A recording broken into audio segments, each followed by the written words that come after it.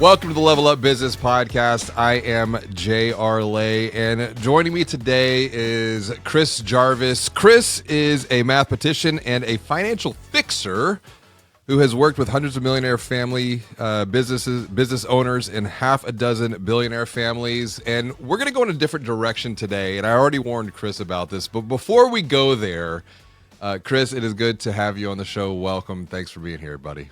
JR, happy to be here, and I love the challenge of we're going to go somewhere completely different. That was the that was the warning he gave me, was someplace nobody's ever gone with me. So let's see how interesting this is. He's setting the bar high for himself, which I think is it's a great way for a host to start a show. So. Well, normally, like someone like you would come on and we would talk about your books and this, that, and the other, and what you've done. But I'm looking at this from a different lens, which is right at the intersection of the work that we're doing to help amplify the voices of other visionary entrepreneurs. And that is what we call unique wisdom. And unique wisdom is your unique perspective that is multiplied by your unique method.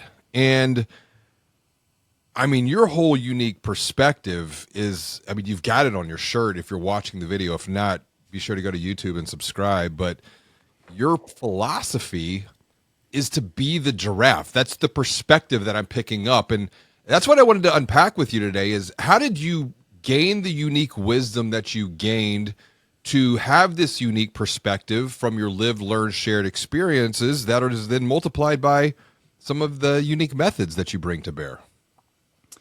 Yeah, how did I become me, and how the hell did I get here?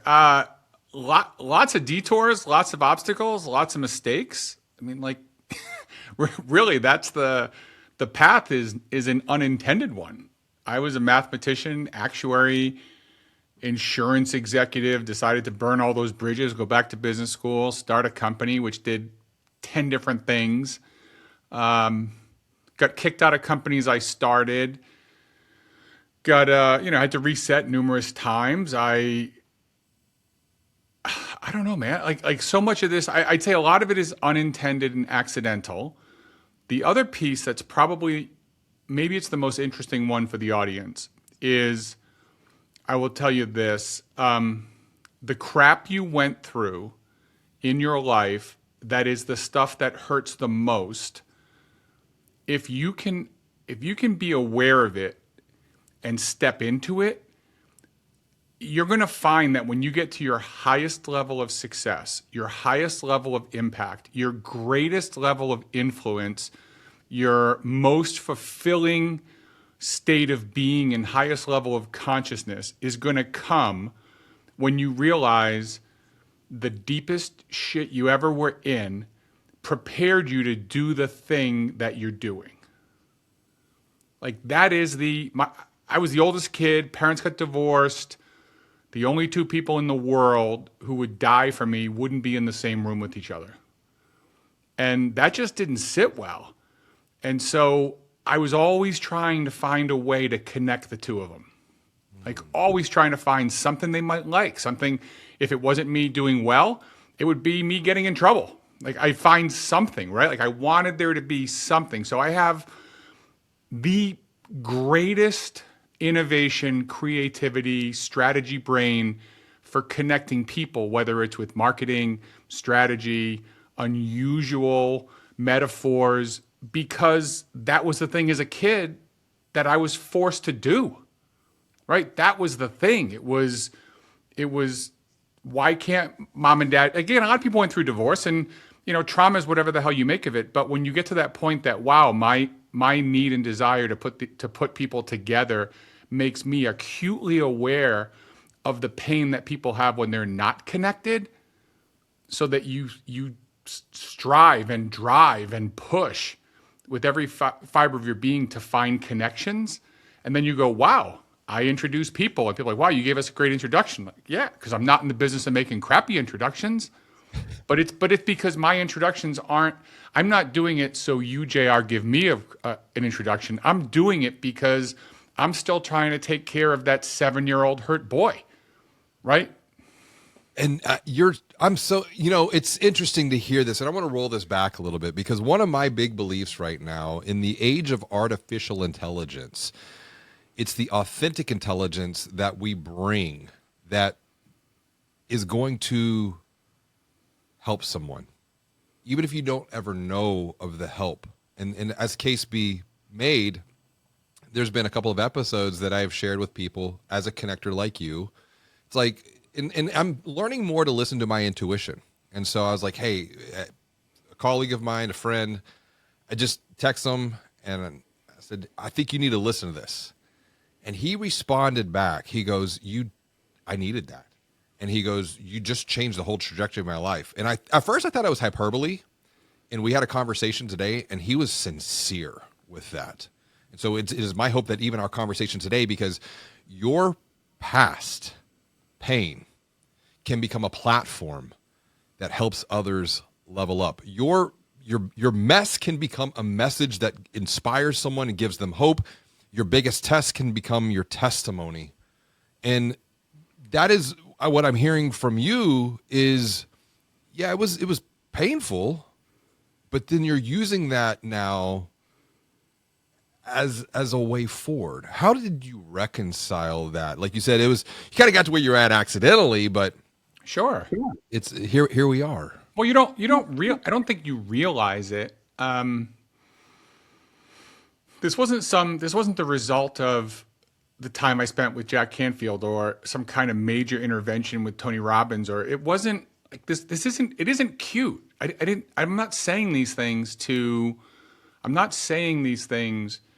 because it's a clever story that now you can tell people and you can sell it because you've got the story behind this is what this is. It's I just got back from 2 weeks in Antarctica with Deepak Chopra. I was asked last minute to speak on a mindfulness event with him, which was life-changing on a whole bunch of levels and probably another episode. But this getting into this higher level of consciousness, when you realize that if you believe in God, you believe in the universe, you believe in anything bigger than who you are, and if you don't, like, why the hell are you listening to this, right? Just mindlessly go through life. But if you believe there's something more, and that's why you're listening to gurus or great hosts or whatever it might be, you're trying to get insight. I would assume you're trying to get insight into something. It's the red pill, not the blue pill in the Matrix, and you want to know what is the reality and what's my reality. And good God, the point of,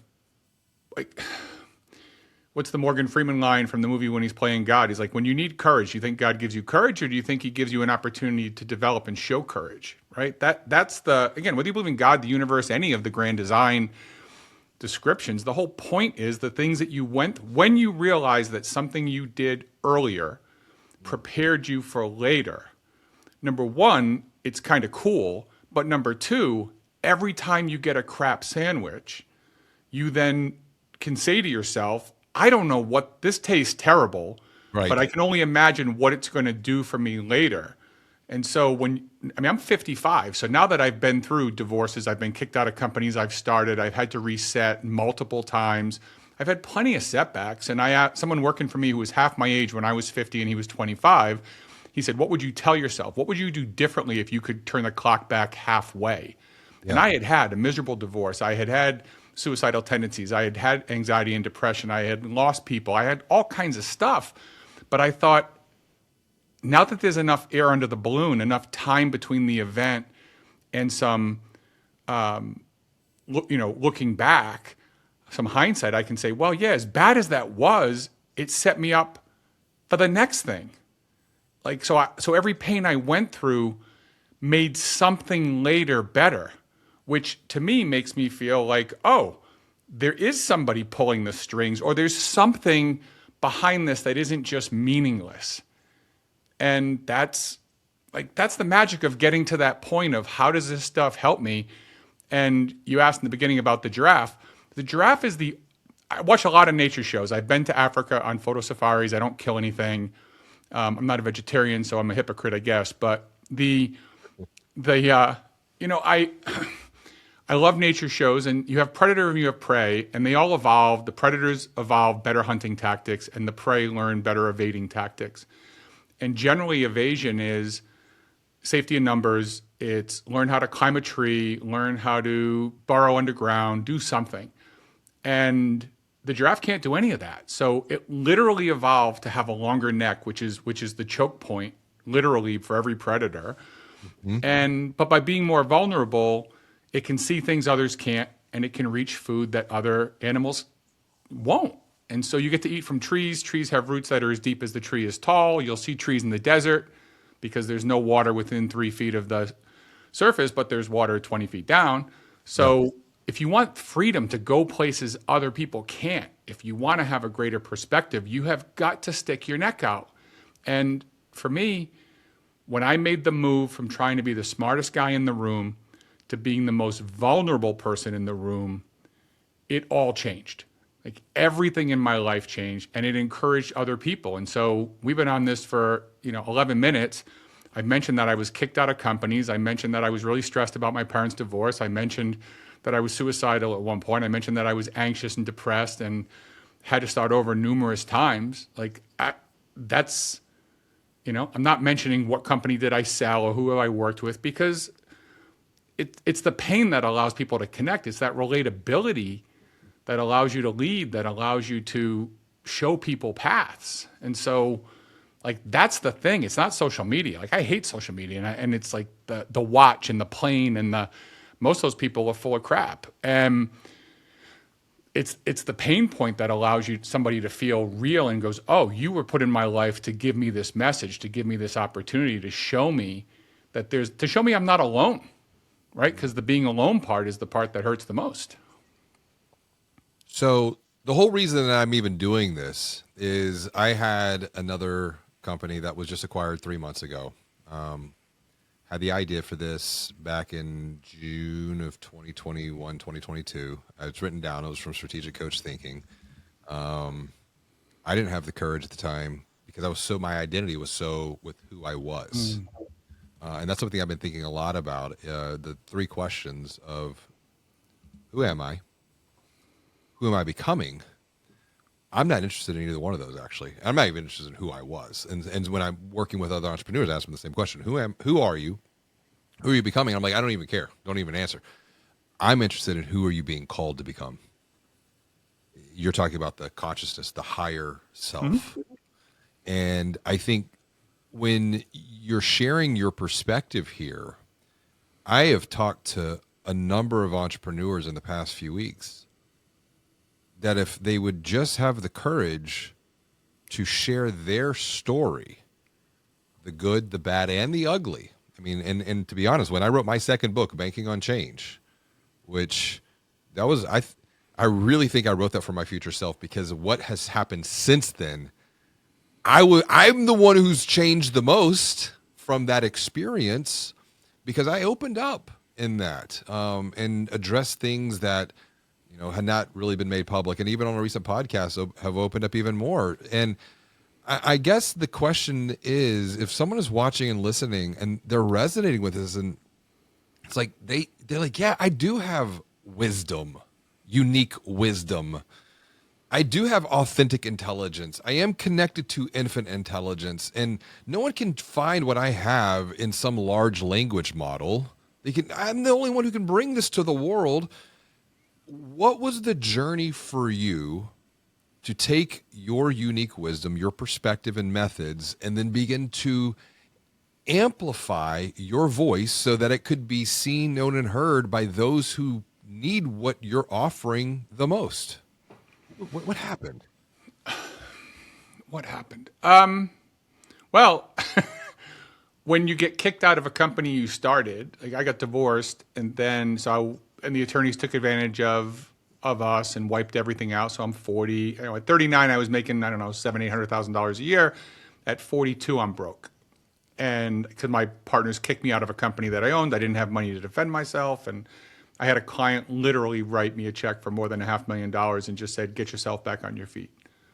And, wow. But I had that moment of, maybe I am all done. Maybe I don't have good ideas. Maybe I am washed up. You just have a bunch of failure at a period of time. You go, okay, well, I was forced to reset. and say, well, I can't keep doing the same thing with the same people in the same way. I'm not even living in the same house. Like I got to think about what's important. And what I did was I went back to a bunch of clients and said, what's it like working with me? And they said, it's great. It's like, yeah, it's not going to cut it. Like, what did you get from working with me?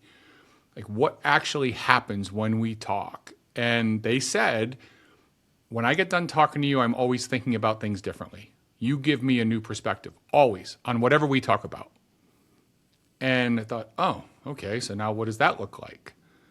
And so, once you've been in business for a little while and you've been around, you've had some interactions, the question to ask people is, what do you get from working with me? What works? What doesn't work? What am I good at? What do I need to get better at? Ask your spouse, your partner, on a scale from 1 to 10, how am I doing? Anything other than a 10 deserves a follow-up question.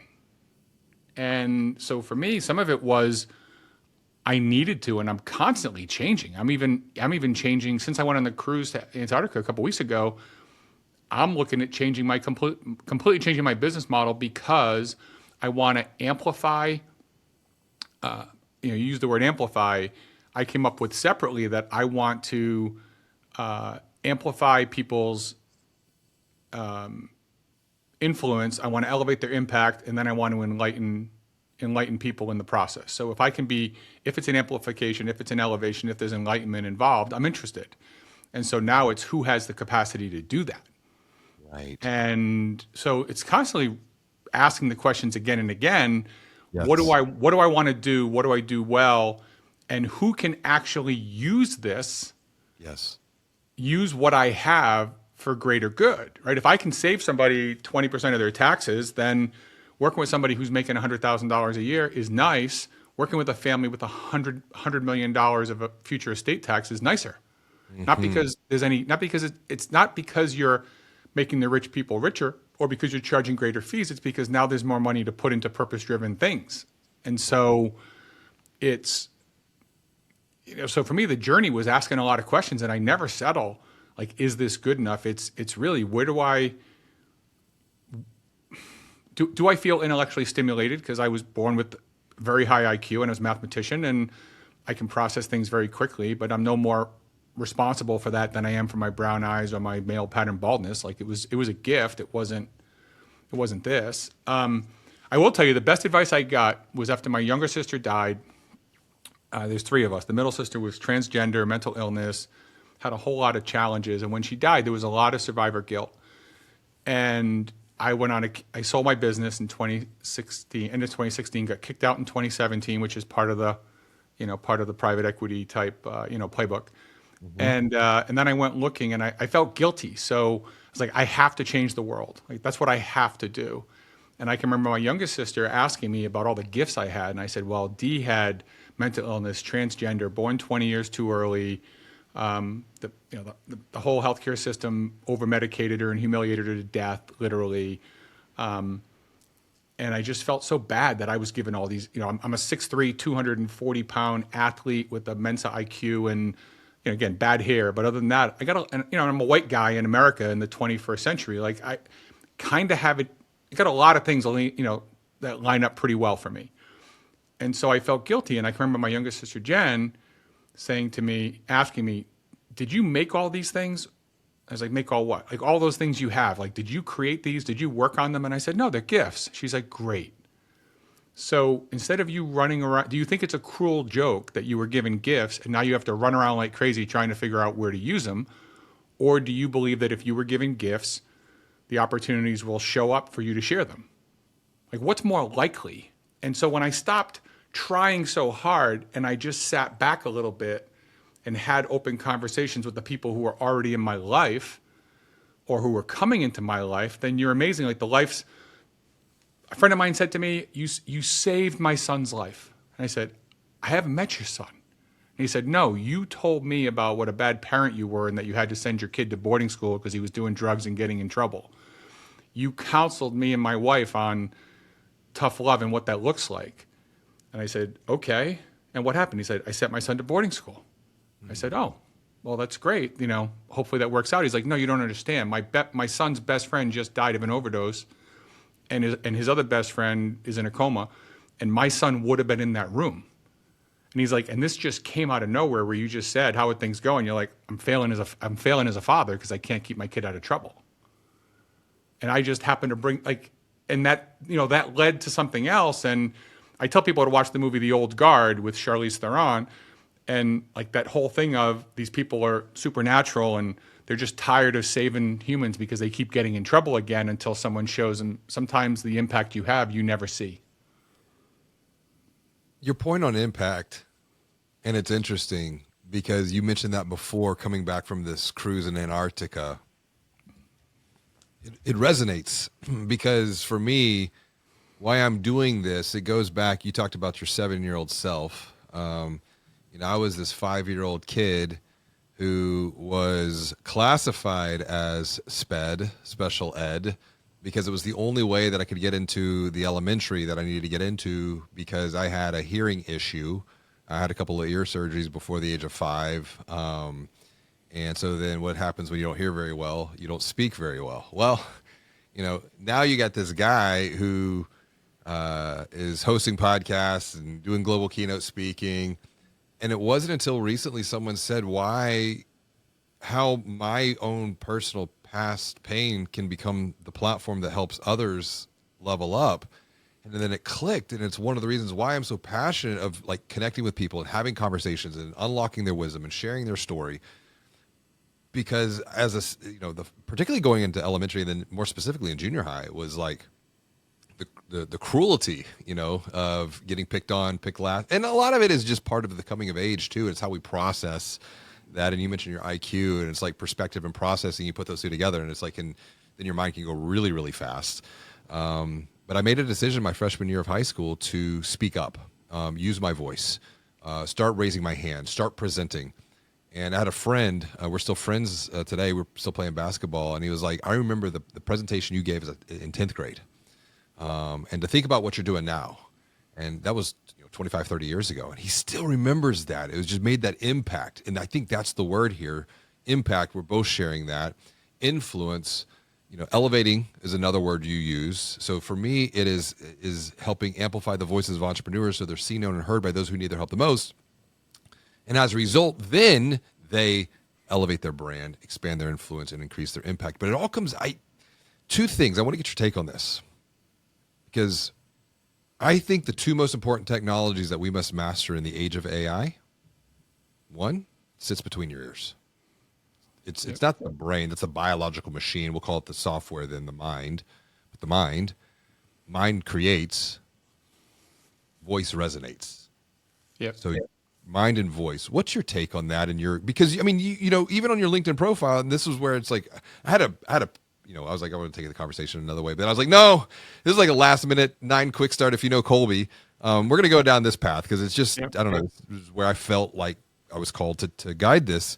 But you have a link. Watch the #1 TED Talk of 2022. So you're a mathematician now to the #1 TED Talk of 22, published multiple times, author, podcast host yourself, mind, voice, resonance. What's your take on this?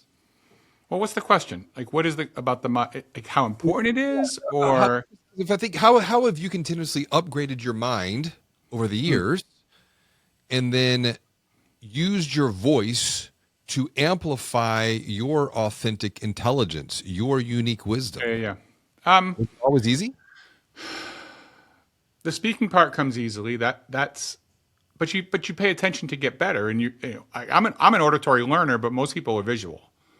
So, or they're, kinetic and they want to touch. And so, but just realizing that all the things I do are with metaphors, whether it's the wow factor, and are you an eagle, elephant, monkey, dolphin, penguin? Everybody can be the giraffe. What does that look like? What are the 14 lessons? Realizing that the key thing is that somebody gets it. And so you got to put yourself into their shoes, which goes, when I was younger, I was much more, I know everything because I was 25 trying to get 50-year-olds to give me their money.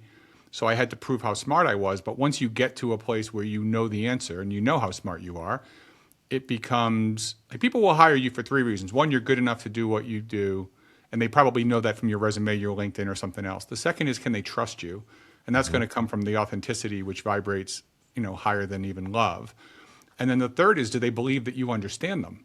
And so I know the answer to the client 10 minutes in, but I'm going to ask 50 minutes of questions so they feel heard. And so much of this is asking questions. When you ask questions of people, they will give you all the answers. So it's not about getting good answers. It's about asking better questions. And when you ask those questions, be like, wow, I've never been asked that. Or I've never done, like the good question, you as an interviewer, you ask a good question, you get a good show. But if you ask bad questions, if the show's bad, probably because you didn't ask good questions, right? You realize, wow, I really didn't do my work on this one. It just wasn't great. And I was like, when I have a bad show or a show that I think isn't as good as other shows, I needed to do a better job on questions. What makes a good question? One that makes somebody think. It's one that makes somebody think. And I think the question or the follow-up question is, it creates context. So what is the context for it? When I do the wow factor in any keynote, you can take it at my website. If you're going to do links, we can do that and give it to your audience for free. But the reason why you take this thing is to find out health, career, relationship, finances, fun. What are you sacrificing in your life? The question shouldn't be, did I learn anything from Jarvis sitting on JR's show today? The question should be, did anything Jarvis said, is it going to help me improve an area of my life? Does it get me to think differently about how I'm going to improve an area of my life that I want to improve? Mm-hmm. Like, that's the thing, right? The whole thing is, what is it you want to get out of this? If you just listen with no intention, then you're going to hope to randomly find a penny in the parking lot. But if you go into I'm doing well in business, but my relationship is struggling. I'm doing great in health, but I'm not making enough money. I'm making money, but I don't feel like I'm connected. I don't have a purpose in this.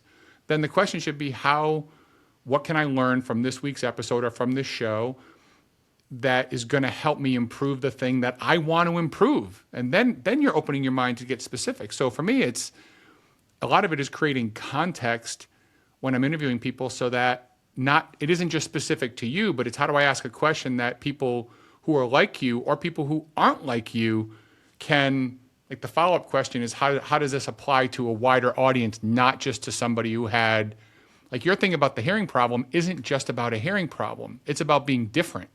Mm-hmm. It's about being different. It's about being bullied. It's about having a disadvantage and then deciding, how am I going to do this? Am I going to lean on this like it's a crutch, or am I going to take it and say, I'm going to focus a lot of time on this because I started behind the 8 ball a little bit, so I got to work a little harder instead of just sitting here and whining about it.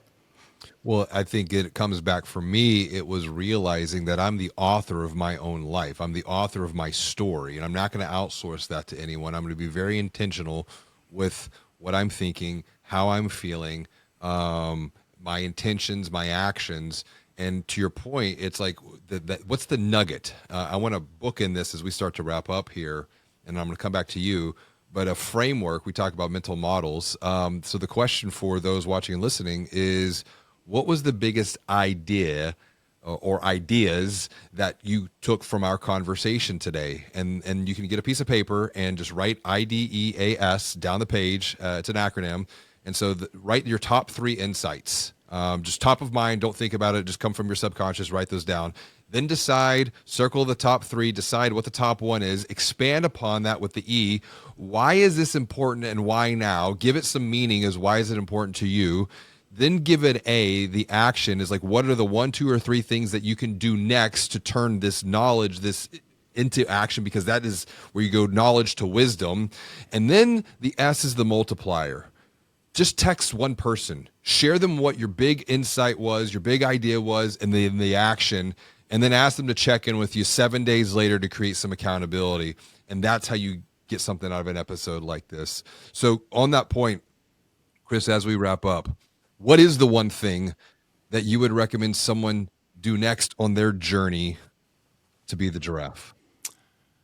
ChrisJarvis.me, start here. There's a wow factor. It's $20. If you put in my last name, Jarvis, it's free. So you can take this, and in 4 minutes, you'll find a score on health, career, relationship, finance, and fun, and you'll figure out where you're focusing most of your energy and what you're sacrificing in your life. And I don't have any upsell. There's no funnel. There's nothing. It's purely a giveaway because I want people to have context for what areas of their life. And you'll find out if you're an eagle, elephant, monkey, dolphin, penguin. So it's all fun and all the visualization. But that's one thing. Just give yourself context for what's working, what's not. And then if you listen to this show every week, or you have a coach, or things that you do, check over time, and maybe your health score went from 8 out of 20 to 15, well, then you're doing better. Like, so be thoughtful and mindful just about where you are and what it is you're sacrificing, what areas of your life. Where also, you can have everything you want in life, you just can't have it all at the same time. So just be mindful about the things that you're going to sacrifice. And once you realize you can't have everything, and you're always sacrificing everything you could do for the one thing you're doing, you'll never have FOMO again when you realize there's a trillion things you could be doing with 8 billion different people. Then you realize it's endless, so you stop. You just stop trying to build a bridge with sand at the beach because you just realize it isn't going to work. So then you can be more present, and you just get a lot more out of life. I really appreciate the practical takeaway and the gift. You mentioned context, and that reminds me of something that I think a lot about and has been part of this show. It's perspective. The way that I frame this is the sum of context plus framing. And so perhaps maybe we have framed or even reframed something within your own perspective today through our conversation with Chris. Go to chrisjarvis.me, start here, take the assessment, learn a little bit more about yourself, get that perspective, get that context, and continue to level up. Chris Jarvis, thanks for joining me today. I appreciate you, buddy. JR, my pleasure. Hey, it's JR. Before we wrap up, I have one more question for you. Are you a visionary entrepreneur who wants to elevate your brand and expand your influence to increase your impact? If this is you, you're the reason we're on a mission to amplify the voices of visionary entrepreneurs by unlocking their wisdom, sharing their stories, and publishing their books. So, when you are ready to level up your business and your life, send me a text to 832-240-1922. That's because I want to teach you to amplify your voice so that your mission and message are seen, known, and heard by those who need your help the most.